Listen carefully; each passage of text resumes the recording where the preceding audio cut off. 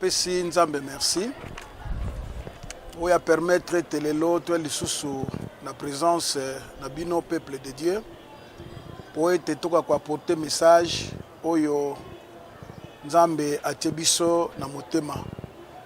Ça fait que un peu longtemps to monana quitté. Mais na grâce à Nzambe, Nzamba permettre telelo to ya lisusu. Bongo avant to kende un peu plus loin. Tika to sambela. Nzambe topesi yo merci parce que oza malamu obongi na lokumu pe na nkembo. Nzambo yo abateli biso pe nzambo a permettre telelo to mona na lisusu. Yawe to recommander moment wo epai na yo. Tika Saint-Esprit a conduire biso. Yawe salela entendement na biso, compréhension na biso afin que parole de Dieu et les kabiso pambate. Kasi à base de ces écritures, Seigneur, toi kobimisa oyezali bilei na mulimo na biso. Pambola tango oyo na kombo na Yesu. Amen. Voilà, peuple de Dieu, Nzambe Zamalamu. Tolingi rapidement kozwa verset biblique na Jean chapitre 12, verset 24 à 26. Kunande tokozwa liloba na Nzambe totangi Biblia. En vérité, je vous le dis, si le grain de blé tombé en terre ne meurt, il reste seul. Mais s'il meurt, il porte beaucoup de fruits. Celui qui aime sa vie la perdra. Et celui qui hait sa vie dans le monde la conservera pour la vie éternelle.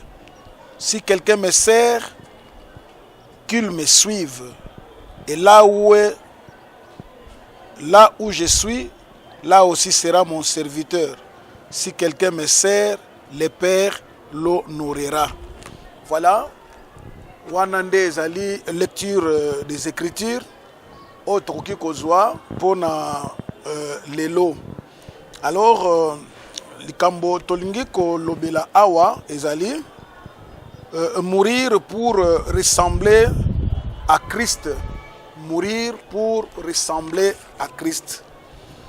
Peut-être que ça, sujet oyo osa vraiment familier na yangote, mais c'est ce que le Seigneur nous a mis au cœur pour pouvoir partager les lots, pour ressembler à Christ, pour kokana na Christo, pour ressembler à Christ. Et ça, sujet moko très important. Oyo ba chrétien et sengele te tuka ko luka yango na bomo ina biso, être semblable na Christ. En d'autres mots, ko se conformer na bomo ya Christ na kati na bomo ina biso. Soki Christ akufa kite lelo à travers le monde, mutu akwai ko ressembler ye akwai ko zalate. Mutu akokaki kokokana na ye azala akwai ko zalate. Soko lelo tozolobela ko ressembler na Christ, c'est parce que yé apesaki biso exemple oyo ezosala ke biso to mekola ye, biso to landa ye na lolenge wana tokokokana na ye pe tokosepelisa Nzambe na kati na bomoi na biso. Alors, texte biblique o totangi tomoni Christ aza koloba ke en mourant tangu ya azokufa azobimisa bana ya Nzambe ebele lokola mbuma ya blé oyo babwaki yango na mabele to baloni yango bongo yango ekobimisa tige mosusu et à base ya tige oyo ekobimisa bambuma ebele alors biso esengeli ete to ressembler na Christ katikati na bomo na biso parce que to biangami po ete to bimisa alors Nzamba lola asala biso ngolu na ntina ete na kati na bomo na biso to koka ko ressembler na Christ po tozala porteur beaucoup de grains, porteur de beaucoup d'enfants de Dieu po ete to kobota mbuma ebele na kati na bomo na biso. C'est très important.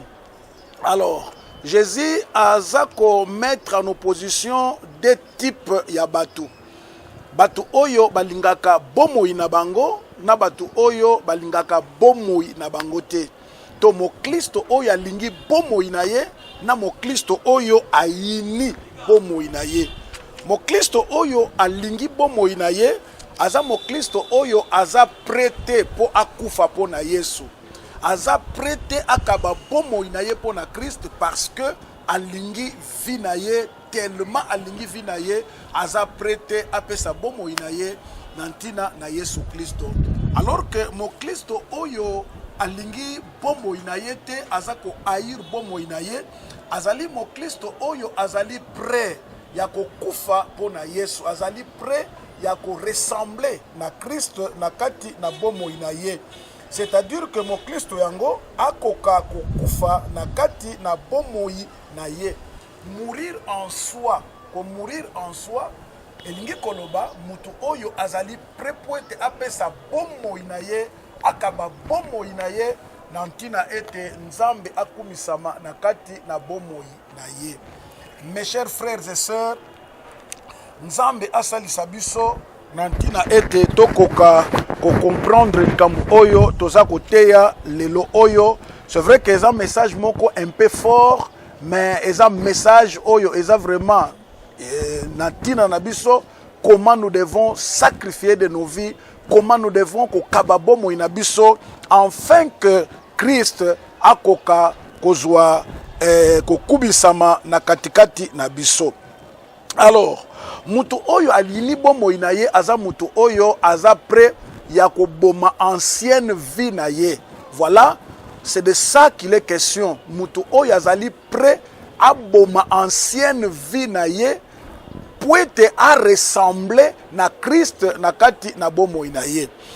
Nalingi kotanga rapidement Colossiens chapitre 3 à partir du verset 5 nde tozui idée to matea oyo toza kotea awa ko mourir pona ko ressembler na Christ ko kokana na Yesu Kristo. Biblia ezoloba boye Colossiens chapitre 3 à partir du verset 5.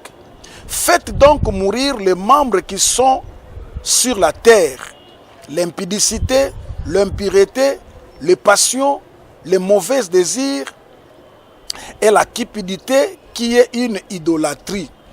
C'est à cause de ces choses que la colère de Dieu vient sur le fils de la rébellion, parmi lesquels vous marchiez autrefois lorsque vous viviez dans ces péchés. Mais maintenant, renoncez à toutes ces choses, à la colère, à l'animosité, à la méchanceté, à la calomnie, aux paroles déshonnêtes qui pourraient sortir de votre bouche. Ne mentez pas les uns aux autres, vous étant dépouillés du vieil homme et de ses œuvres, et ayant revêtu l'homme nouveau qui se renouvelle dans la connaissance selon l'image de ce qu'il a créé. Voilà ce que signifie mourir dans sa vie. C'est-à-dire que mutu oyo akufi kati na bomoi na ye azali mutu oyo abomi ndenge na ye ya kobika ya kala. Chaque fois na kati na bomoi ya mwana na nzambe ezalaka na présent na passé. Soki balingi bayeba autrefois na yo, passé na yo ezalaka ndenge nini. Et maintenant na yo kati na Christ eza ndenge nini etant que mwana na nzambe. Ina isika ngonde to comprendre mutu oyo aboma bomoi ne ya kala pe mutu oyo aza ko vivre na bomoi ya sika parce que nzambe alingi to boma bomoi ya kala pour être to vivre bomoi ya sika, enfin to ressembler na Christ pour to produire ba fruit oyo et kopesa nzambe na biso lokumu. Voilà mes frères et sœurs, problème eza awawa ya kopesa nzambe lokumu. Mutu oyo aza prêt à koboma bomoi ne akala bizaleli ne akala, c'est-à-dire kaza mutu aza koluka reine ya nzambe na kati na bomoi na ye. Mutu azoluka nzambe akumisama na kati na bomoi na ye ezali très très important mes bien-aimés dans la foi. Et là comme musu tozomona awa ezali effacement très important parce que mbuma oyo ba bwaki yango na mabele to ba leoni yango na mabele ebungi na misu ya bomoto ekomi effacé toza komona yango lisusu te. mais tangu yango eza kobima ekobima na lolenge mususu ya sika na kati na bomoi na yango. Mes chers frères et sœurs, nayebi te lolenge nini ya sika oyo ekoki to esi ebimi na kati na bomoi na yo etant que mwana na Nzambe. Est-ce que oza effacé na bomoi na yo to toujours oza ko apparaître parce que eza na ba na Nzambe belé lelo baza ko apparaître na esika bazala effacé na kati na bomoi na bango. Jésus tango akoti na mabele, il s'est effacé. Jésus a s'effacaki pour être à réapparaître. Toyebi biso nyonso que Jésus a kundami a s'effacé et 3 jours après il a réapparu, c'est-à-dire que a s'effacaki pour être à réapparaître et vie oyo a réapparaîtra kinango, c'était la nouvelle vie oyo Nzambe a pesaki. C'est ce que le Seigneur attend de nous. Tango biso to apparaître na ancienne vie na biso, siko to ko apparaître na vie mususu ya sika oyo ko pesa Nzambe lokumu, et c'est cette vie ya sika e ko influencer bato ebele oyo ba yebi Nzambe te po ete bakwa koyeba Nzambe na kati na bomoi na bango. Yango tozotanga na Philippiens chapitre 2 à partir ya verset 5. Philippiens chapitre 2 verset 5. Tototanga liloba ya Nzambe boye. Très important, Philippiens chapitre 2 à partir du verset 5. Ayez en vous le même sentiment qui était en Jésus-Christ, lequel existait en forme de Dieu, n'a point regardé comme une proie à arracher d'être égal à Dieu, mais s'est dépouillé lui-même en prenant une forme de serviteur, en devenant semblable aux hommes et ayant paru comme un simple homme. Il s'est humilié lui-même, se rendant obéissant jusqu'à la mort, même jusqu'à la mort de la croix. C'est pourquoi aussi Dieu l'a souverainement élevé et lui a donné le nom qui est au-dessus de tout nom, afin qu'au nom de Jésus, tout genou fléchisse dans les cieux, sur la terre et sous la terre. Voilà Christ Oyo a se fasaki. Il s'est humilié. Biblia lobi tokanisa sentiment oyo ezalaki katikati na Christ. Sentiment oyo Christ azalaki nango. Azalaki Nzambe, akokaki ko se vanter comme Nzambe, mais asepela kozala égal na Nzambe te. Bible lobi amikitisaki azwi forme ya mutu. Il s'est humilié, akufi liwa oyo akwai kokufa ngote étant que Jésus, étant que Christ, étant que Nzambe. Mais il a accepté parce qu'il n'a pas voulu être égal à Dieu. Andima kokufa, andima ko s'effacer, andima ko kundama pour être abima. Tomoni sikoyo, quelle gloire Christ abima kina yango. C'est cette gloire qui a fait que lelo oyo tout genou fléchisse ma bolongo nyonso ezala ya banganga, ezala ya ba occultiste, ezala ya batu nyonso ekofukama liboso na Christ. Pe minoko nyonso ezo confesser que Yesu Kristo azali Seigneur. Est-ce que lelo oyo ba chrétien toza ko se ressembler na Christ? Est-ce que Christ aza semblable na yo? Est-ce que Christ azo kokana yo zo kokana na Christ? Ou bien boza deux personnes différentes na miso ya Nzambe. Jésus n'a pas voulu se faire valoir, il s'est humilié lui-même, se rendant obéissant jusqu'à la mort, même à la mort de la croix. La mort de la croix, au tangina mukanda Galate balobi que moto oyo abakisami ne kulusu alaki la mamabe. Donc Jésus andimaki kozala compter parmi ba maudits oyo nyonso parce que alingaki ko se faire égal na Nzambe te. Il n'a pas voulu se faire valoir, mais Christ a préféré ko s'effacer na kati na bomoi na ye. Beaucoup de personnes aujourd'hui, bato ebele même à travers le monde, bazolinga ko se faire valoir. Baza kolinga ko disparaître te, baza kolinga ko s'effacer te, mais baza kolinga ko se faire valoir na kati na bomoi na bango. Frères, sœurs, yozo la nangai de partout okoyo kozwa message oyo tika Nzambe asalisa yo. Oza na besoin ya ko ressembler na Christ. Et ko ressembler na Christ eza ko mourir comme il est mort. qu'on se ressembler de Christ eza kondima ko s'effacer ko mitangela balokumu te ko mitangela oyo nyonso ko kozala ngolo ko ba mérite te mais ozala effacer na kati na bomoi na yo. Beaucoup de personnes, beaucoup de chrétiens veulent se faire valoir par l'orgueil. Bato belé bakomi ba orgueilleux na kati na bomoi na bango. Même dans l'église, vous trouverez des frères orgueilleux, malheureusement. Dans une église, il y a de ceux-là qui veulent se faire valoir par leur beauté, tellement aza beau, aza belle, aza luka batu nyonso, baye batu nyonso, bamona ye. Ba chrétien mingi bazo tomber na piège oya ko démontrer connaissance na bango parce que y a vraiment na connaissance na kat na bomo inaye et par cela il veut se faire valoir na connaissance na position na kata société.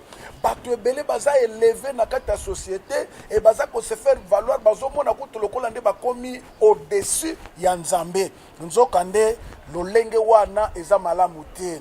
Frère, ne qu'on se faire valoir par ta spiritualité parce que tu te crois trop spirituel que frère Moussousou yo muto parla en langue par exemple ozomona ke oya lobaka minoko sikate aza vraiment eloko te aza vraiment akoki kotelemana yo te. Non frère, ntango osali succès nzambe asungi yo oprie mpona moto malade abikisami, ne te fais pas valoir, au contraire efface-toi, élimine-toi. Lokola Christ yemoko aza koyebisa biso bien.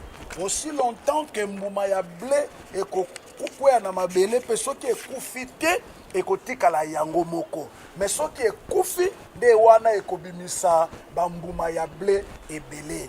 Et ça, illustration, c'est vrai, ça, enseignement, et ça, qu'on la Pâque sur la mort, la résurrection de notre Seigneur, glorification, ya Yesu Christo, c'est vrai, mais pour n'abisso lelo, étant que bateau toza ko se rassembler na Christ, nous devons aussi mourir na kati na bomo inabiso. Koboma bomo inabiso akala, koboma etamboli na biso akala, koboma lolenge na biso ya kala na kati na bomo inabiso, c'est alors que Nzambe na lola akoki ko kumisama.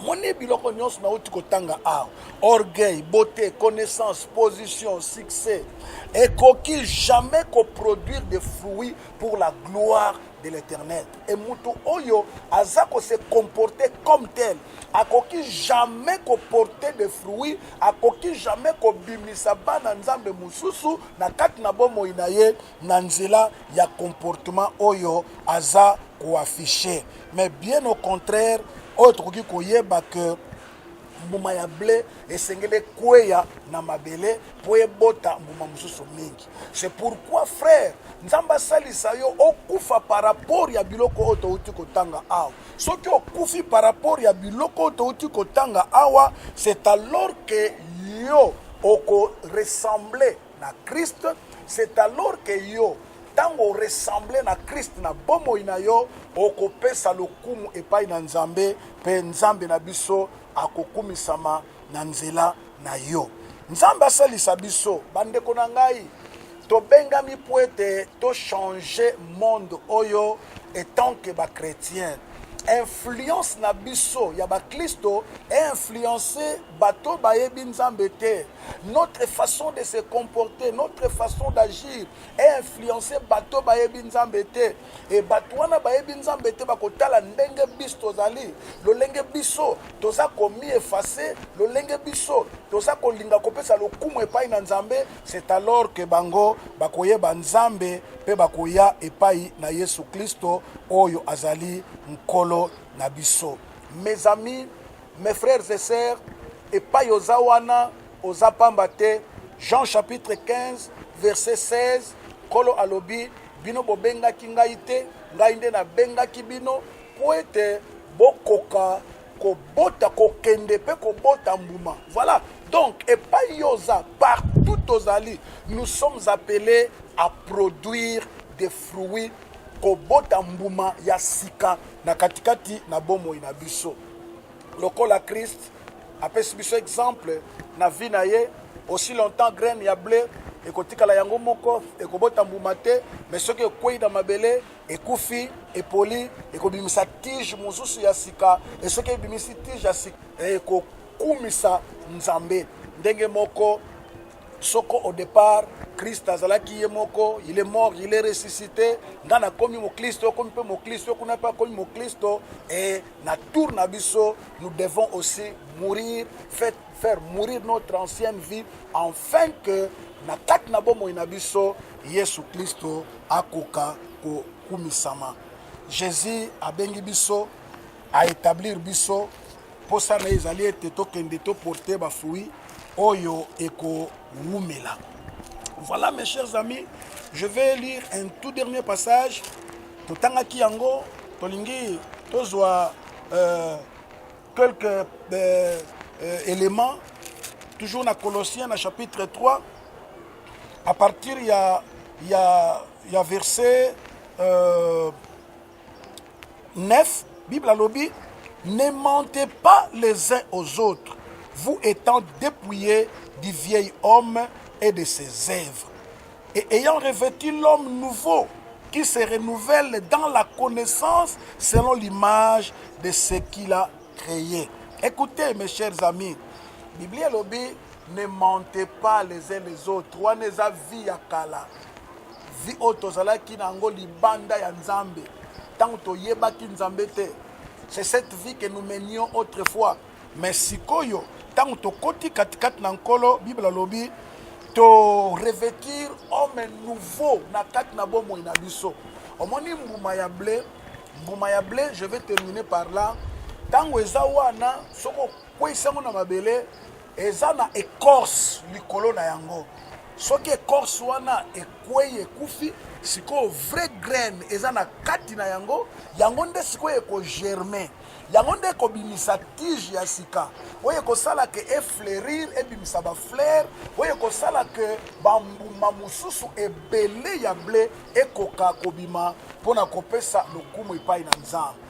Yo nde kozotala ngai ozali mbuma ya blé, oza semence o esengeli ete olonama, afin que na nzela na yo bana na nzambe ebele bakwa kobotama. Mission na biso nde yango wana. Moi je tiens beaucoup sur la mission musala o nzamba biangeli biso ko produire d'autres enfants de Dieu par notre comportement, par caractère na biso, bizaleli etamboli na biso de tozo produire bana ya nzambe mususu. Tika nzambe apambola maloba oyo touti kozwa na tongo ya lelo, mourir pour ressembler à Christ. Est-ce que vous ressembler à Christ? Christ est semblable à yo. Christ est semblable à yo. Balobana mokili, qui se ressemble s'assemble. Qui se ressemble s'assemble. C'est-à-dire que ceux qui osent ressembler à Christ étaient jamais au s'assembler à Christ. Pour être s'assembler à Christ, il faut ressembler au monde na lokola à Christ. Kubungisaka makambo kala makambo sike kwa kobota makatikati na yo. Nzamba lola apambola maloba oyo na kombo na Yesu. Amen. De partout olandingai tika nzambe a bénir yo na nzela maloba oyo. Kobosa na te koza na mission na nzela na yo, bato babongola mitema, bato babika, bato bakota na royaume ya nzambe. Tika tosambela. Seigneur topesio merci pour na message oyo pesibiso na pokwa lelo, mourir pour ressembler à Christ. Seigneur yoyebi oyezo sala kat na biso ete to kwa ko ressembler na Christ te. Yawe bizaleli yakala au travers de ce message tikankolo nyonso yakala elongwa, parce que Bible a lobby, si quelqu'un est en Christ, il est une nouvelle création. Les choses anciennes sont passées et toutes choses sont devenues nouvelles. Tika makamba sika e bota makatikat na biso na kombo na Yesu. Amen.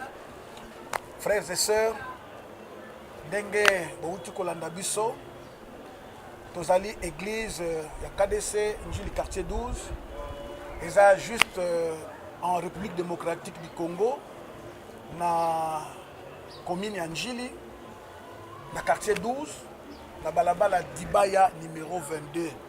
Alors ceux qui ont en contact na biso déjà okomona ba numéro na biso au bas de l'écran ndenge oza kolanda biso wana.